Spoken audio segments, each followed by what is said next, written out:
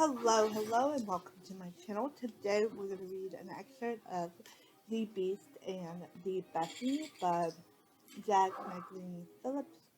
And this is illustrated by Isabel Ortega. So I'm going to read the first chapter to you. I think it's the first chapter. I'm not really like the thing.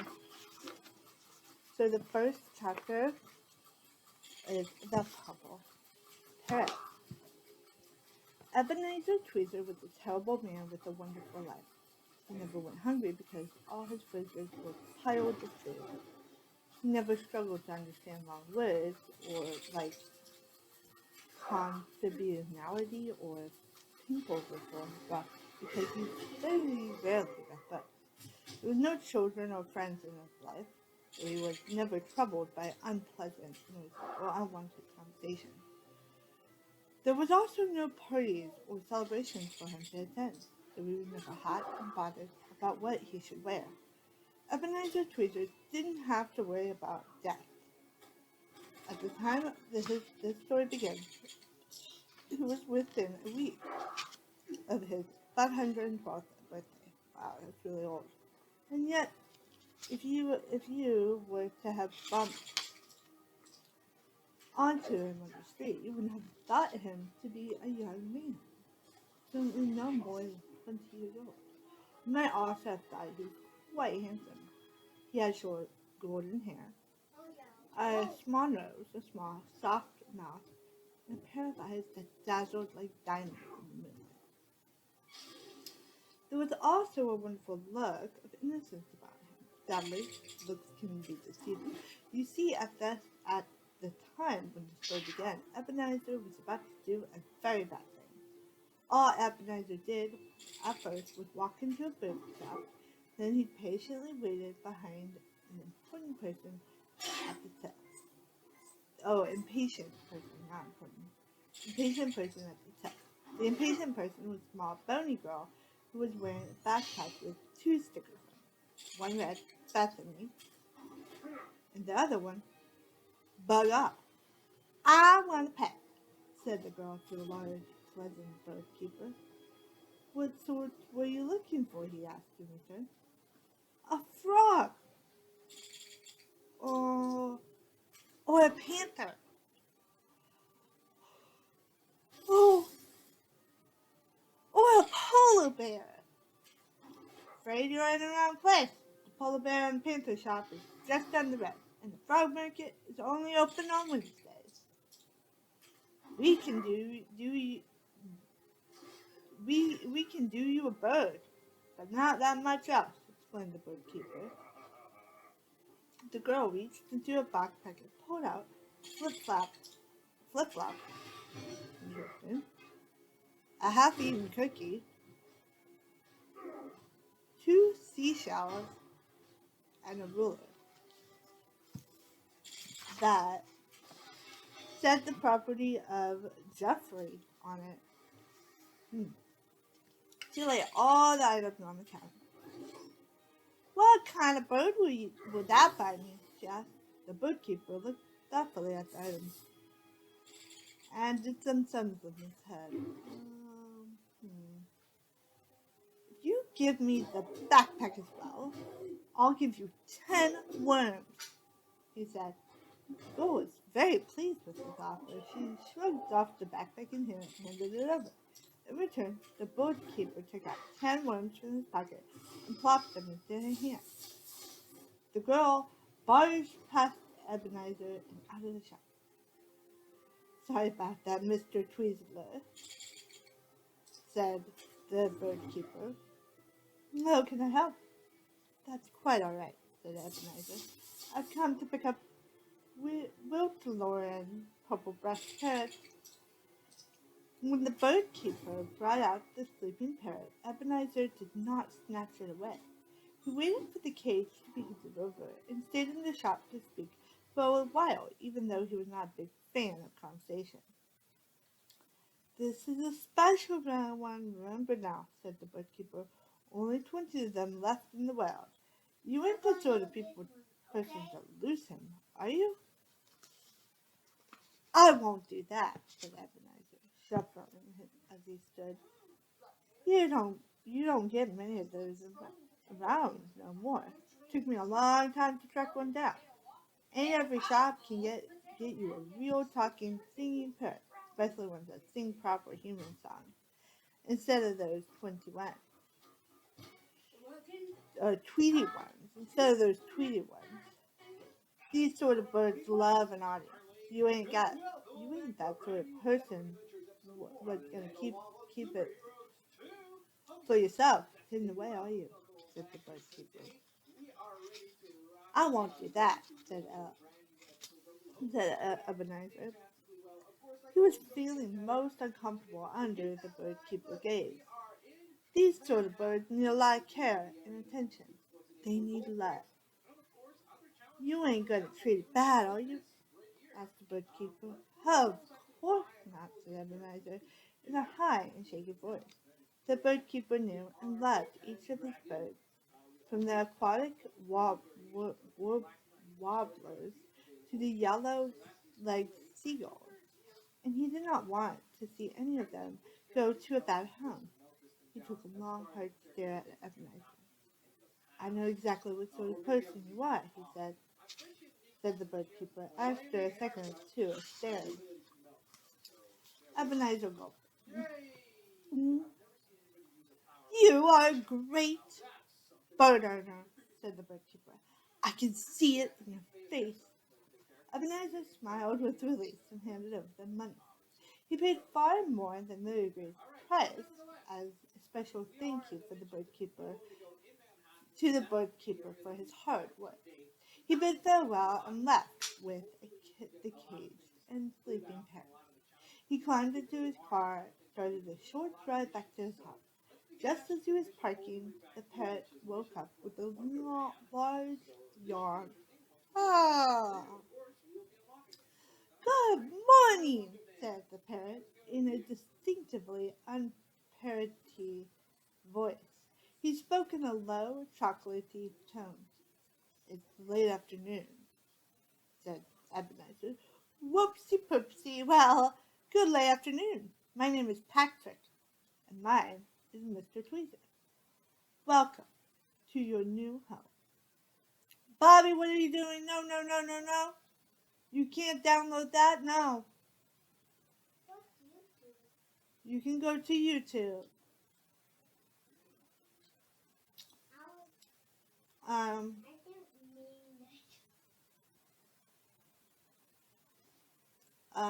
Whoopsie poopsie. Alright. Welcome to your new home. Whoa and gosh, explained Patrick. The whoa and gosh were both at the right sorts of words to say because Ebenezer's house was nothing short of extraordinary. It was 15 stories tall, 12 elephants wide. The front of it had painted red, and the gardens were large enough to host a different... Bobby, can you turn that down? Get the remote and turn it down. Come on, give me the remote. Turn it down. Thank you. Turn it down lower. Turn it down lower. Thank you. Because it's so loud that I can hear it. Okay, that's good. That's good. Oh my gosh. Because Ebenezer's house was nothing. Okay. The front had been painted red, and the gardens were large enough to host a dozen different tea parties all at once. As Patrick looked up from his cage, he was filled with excitement. He was a well-trained parrot, having performed singing tours in several countries. But he had never seen anything like this. He wanted to fly around every part of the house and take it all in. Can I come out of my cage now? He said. Not yet, answered Ebenezer. There's someone I want you to meet first. Well, something is perhaps a better description. Ebenezer got out of the car and took Patrick into the house. He headed up the stairs carrying Patrick in his cage. This thing lives on the top floor, said Ebenezer, and was very excited to meet you. Ebenezer climbed the stairs while Patrick took in everything around him. Wow! The journey of 15 flights of stairs quickly passed as Patrick looked around at all the beautiful pictures and antiques that lined the walls. Try not to be scared, said Ebenezer once they reached the top floor. It won't like you if you're scared. Ebenezer pushed the handle of the rickety old door on the top of the stairs. It opened with a crack. He switched on the light. The room was not like the rest of the house at all. It was damp and smelled strongly of boiled carrot. It was bare, save for the presence of a set of red velvet curtains and a small golden bell at the end of the room. Ebenezer walked over to the curtains. He paused before drawing them. Don't shout and don't scream. It doesn't like these sort of noises, he warned Patrick. Ebenezer drew the curtain open and revealed the beast. The beast was a big blob of gray. He had with 3 black eyes, 2 black tongues, and a large dribbling mouth. It had tiny hands and tiny feet. Ebenezer was pleased to see that Patrick reacted remarkably well. He didn't scream, and he didn't shout. Ew, gross. After a moment, to compose himself, Patrick said, Good morning. My name is Patrick. Late afternoon. The beast's voice was soft and slithery, like a snake making feathers. I want you to sing. What would you like me to sing? asked Patrick. Sing a song about me, demanded the beast. Patrick paused for a moment, then began to sing. The beast has the finest house in the land. It's so tall and long, terribly grand. Even the queen with her palace so wide couldn't compete with the beast if she tried. Ebenezer was impressed. The tune was pleasant to hear, and the lyrics seemed to make the beast happy. The beast has a face so useful and round, with 3 eyes to make sure lost things are found, the 2 tongues for licking all it can find. La la la. The beast is clearly one of a kind. Patrick stopped singing. He said he was sorry that it was such a short song, that he would be able to sing something a little longer once he got to know the beast better. Ebenezer let out a sigh of relief when he saw that the beast was smiling. The smile was wet with dribble. That was beautiful. Tell me, are there many birdies like you? Asked the beast. Oh no! Oh gosh, no! There are only 20 of us left in the whole world. Patrick's eyes filled with purple tears.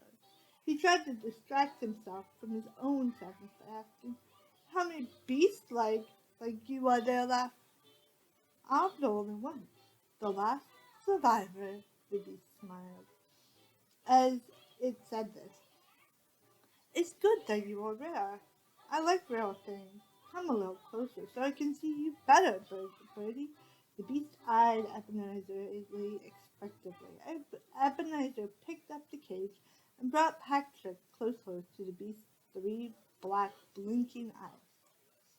Closer, ordered the beast. Ebenezer dragged the cage so it was within 3 footsteps of the beast. Even closer, said the beast. Ebenezer brought the cage so it was right in front of the beast's large, rolling mouth. Oh! The smell of boiled cabbage was now eye-watering strong. Can you see me now? Said Patrick a little nervously. Oh, I could see you fine the whole time, said the beast, as it licked its dribbling mouth with its 2 black eyes. Then why did you need me to come closer? Said Patrick. It was the last question that he would ever ask. That he had ever asked. Let's see in the picture. So over here is the parrot. So cool. And then this is the girl in France that we're going to probably meet later.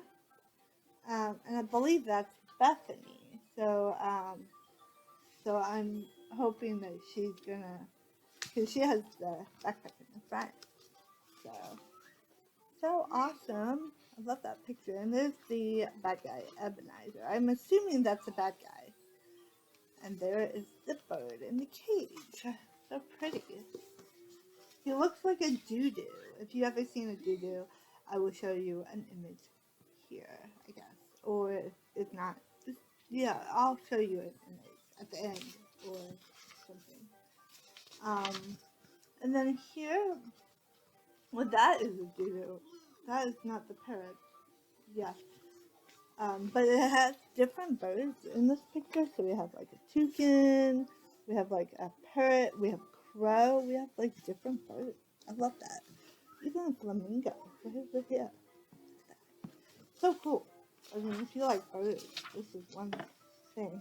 And this is when he opens the curtain and there's the giant guy with 3 eyes. I love the fact that this is so whimsical.